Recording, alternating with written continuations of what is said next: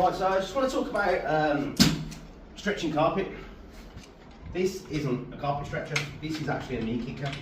What you'll see a lot of people doing is having a 10 dozen bang, bang, bang, and all that. Not only is it bad for your knee, but ultimately you're not really doing that much.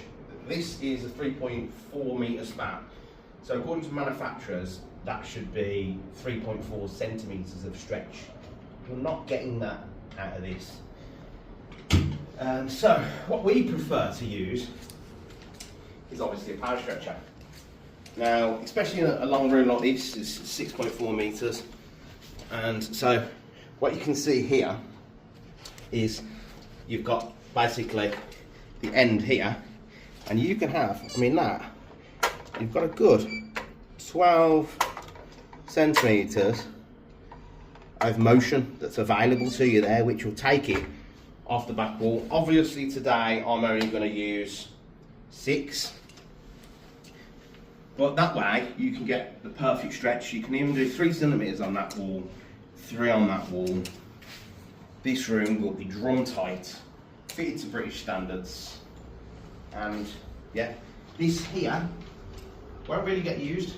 The only time sometimes things like this get used is on like a little section there, just to give it that puller, or sometimes we use something like this for setting off a wall. For instance, if you've maybe got to butt that off there, you might decide to set this on the wall using that just to get it off it, and then use the power stretchers to stretch away from it. Or on stairs, really good for stairs, as you're fitting from the bottom upwards, it enables you to stretch the carpet onto it properly. So there you go guys, I'll leave you to it. We're about to get fitting. Let's get this looking perfect.